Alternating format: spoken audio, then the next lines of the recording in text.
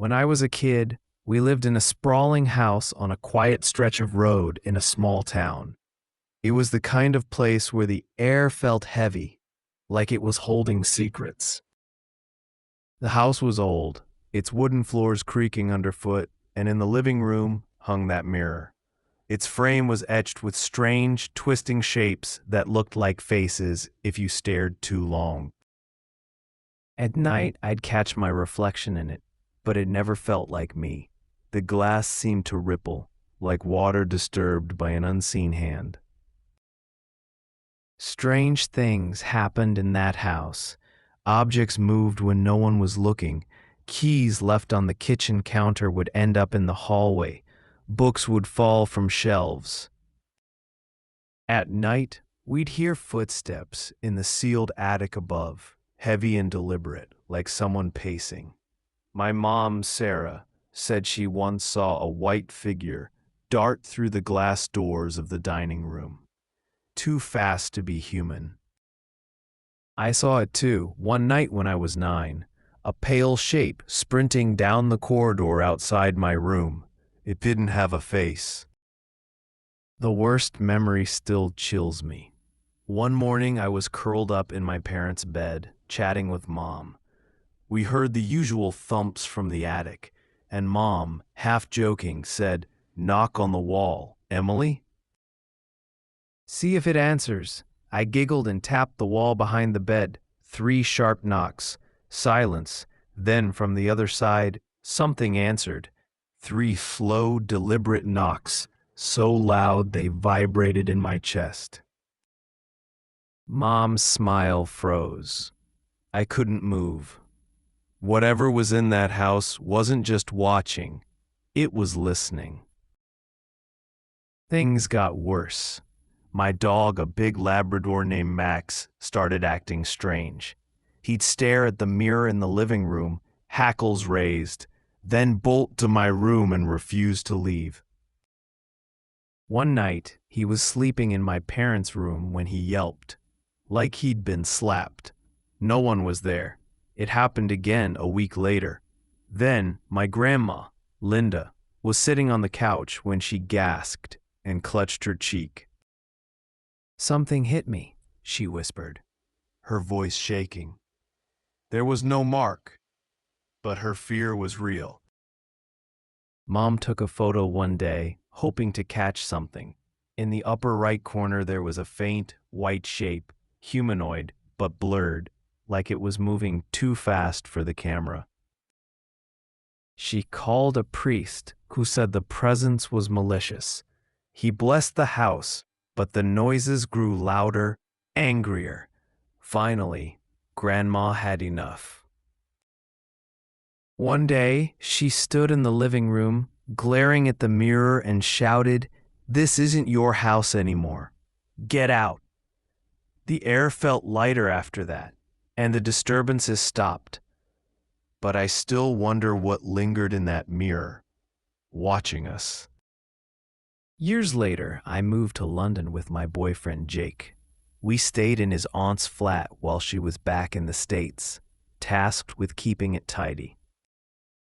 The place was cozy but old, with creaky floors and that same mirror hung in the hallway, its carved frame collecting dust.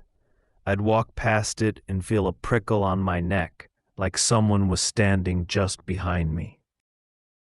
When we moved to a new flat in a trendier part of town, I was relieved until I saw the mirror again, tucked in a corner of the living room. The landlord said it came with the place. My new roommates, Lily, Ava, and Hannah, were American expats like me. We hit it off immediately, but I couldn't shake the feeling that the flat was off. The air felt thick, like it was pressing against my skin. One morning, over coffee, Lily asked if anyone had heard noises, soft whispers, or footsteps when alone. Ava and Hannah nodded, their faces pale. I played dumb, not wanting to scare them, but I'd heard it too, a faint tapping from the walls, like fingernails on glass. Things escalated. One morning, the kettle in the kitchen turned on by itself. I unplugged it, but it clicked back on, steam hissing. Lily, who was with me, backed away, her eyes wide. "I told you," she whispered. "There's something here." A regular at Hannah's shop, a woman who claimed to be a medium, gave her incense to lighten the air. She said a spirit lived in the flat, not evil, but restless. I wasn't convinced, but I kept the incense. A worst came one evening. I was walking home when Lily called, her voice trembling. "Get back now. Something happened." When I arrived, Lily and Ava were locked in the kitchen, pale and shaking.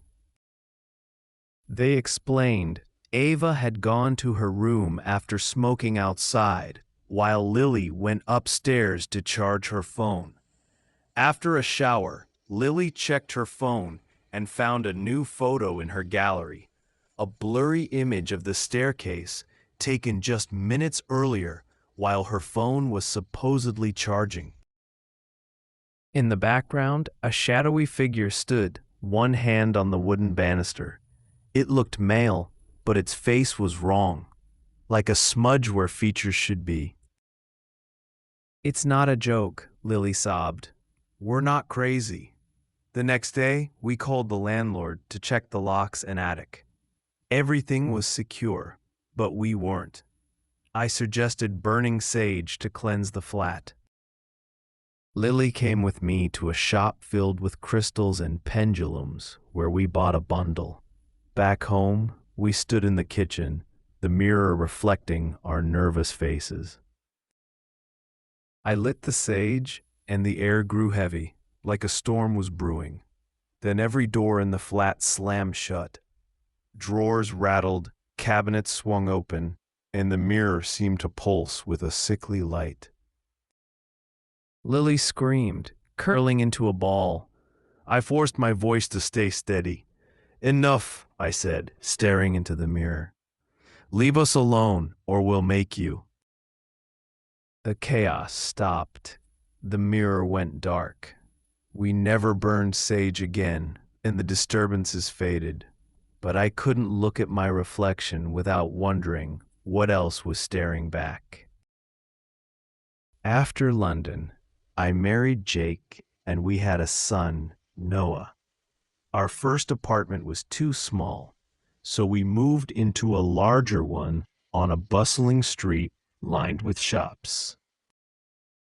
It was old, its walls stained a sickly beige, and there, in the hallway, was that mirror. Its frame seemed to writhe in the dim light, and my reflection always looked off, like I was standing in a different room. From the start, the apartment felt hostile. In our bedroom, an acrid smell of cigarette smoke would bloom from one corner, though neither of us smoked.